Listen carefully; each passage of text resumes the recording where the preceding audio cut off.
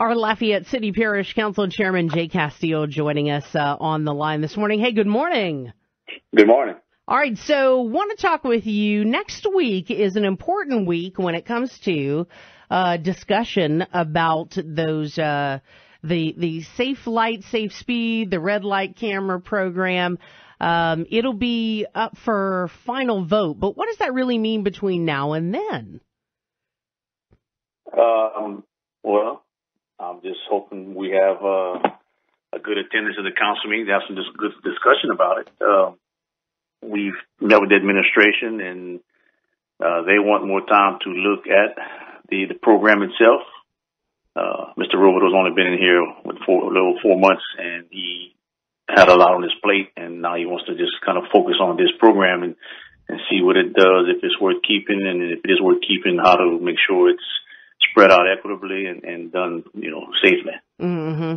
Now, with the agreement that we had, that was, back in 2007, Redflex installs and operates these cameras, and so they do that, and then we get a percentage of the money. But that money that they're collecting ends up being used for, is it for Lafayette Police? The monies that it collects, it doesn't go directly to the police department. It goes to the general fund, and the police chief has some programs he wants to start. So some of that money will be directed towards the police department, and also it does pay for a couple of traffic officers, I want to say. Now, let me ask you about you mentioned right when we started talking to you this morning, this idea of, look, people need to come to this meeting. What are you really hoping for? A lot of people to show up, people that are kind of in the middle on it. I mean, are people being vocal enough about it, whether they love it or hate it? Well, the people that I'm talking to, it's a 50-50 mix. Some like it, some don't. Of course, the ones who are getting the tickets don't like it, and the ones who are watching the people, speed through red lights and right-hand turns, they like it. So we need some good discussion on both sides. I hope we have both sides come out, not just one side, to have some good, decent discussion on it. So that's my hope. Yeah, and then what is the ability, like what can possibly happen next week at the meeting if you hear more from the administration or more from people next week that they think that the program should be researched a little bit more, then you decide to defer the idea of the extension? Well, the extension needs to be voted on next. So it's kind of like an up or down thing. Yeah, it's an up or down thing because the contract is up. I want to say June, so we have to make a decision to extend it for a year. So do the work he wants to do, or go ahead and take it out. Mm-hmm. Is there? I know everybody wants to look into it because many people have proposed over time.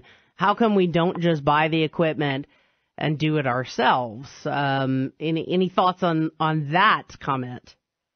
Well, the equipment costs money, and that's one thing that the government's in short supply of. Yeah. We have so many things that we want to do. Purchasing all this equipment and monitoring, hiring people to monitor it, it's a little expensive. It's a lot easier just to go ahead and take your 60% share of the cut and let the other company, go ahead and run it and install it. I'm wondering, Jay, this is something that I was thinking about yesterday. I was at the Lita Job Fair, obviously met with a lot of really good people. Some worked 20-plus years at jobs, just laid off in the oil and gas industry.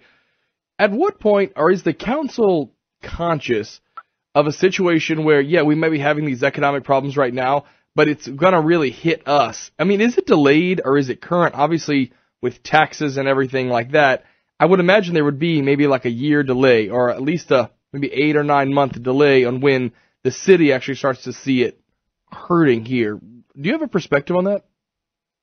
As far as with the taxes? Yes. No, it's hurting us now. Okay. It's definitely hit our checkbook already, especially the parish side. We're having some serious meetings right now for budget cuts, mid-year cut. And also the city is doing okay, but we are taking a good couple $1 million hit to the city's budget. So it's hitting Lafayette now.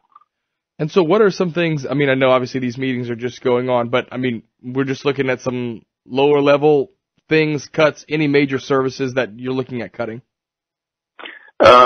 Currently, we're not looking at services. We're just trying to go through the budget on the parish side to see what subsidies that we're paying for can be cut, up front. And we found a couple of areas that will help us get us through the year. The city side, we're still doing decent. I'm sure we'll see a hiring freeze. I don't see any major cuts on the city side of the budget. But the new budget coming up, we're going to have probably about a $3 million cut on the parish side, and all we have is $14 million for a parish budget. So that's pretty dramatic. That's significant. Wow. Yeah, no kidding. Yeah.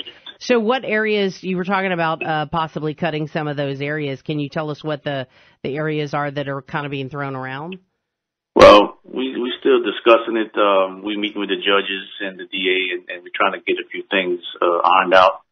And we're still going through the budget. And I met with the administration the end of last week, and we're going ahead and look through the budget, combing pretty good to see what we can take out of there, and not affect services that we provide already. The little we do provide on the parish side, if we cut it out, it's really going to be detrimental to the people. Yeah, there's not much of a tax base in the unincorporated areas, right? No, not much at all. Yeah. Has anybody come up with any kind of radical idea about how we can solve that? I guess other than just, we're going to put a bunch of taxes on. No. We have a needs funding committee that has a report coming out this month that's going to tell us, where we're hurting and possible ways to fix it. And I've attended some of those meetings and I've seen some of the reports, and it doesn't look good. And taxes is probably the only way we're going to be able to go ahead and continue providing the services. Wow. That's a little bit scary beyond belief. Our Lafayette City Parish Council Chairman, Jay Castille, has been joining us. Jay, thanks for your time. We certainly do appreciate it, and we'll be watching to see what happens next week. Thanks for having me.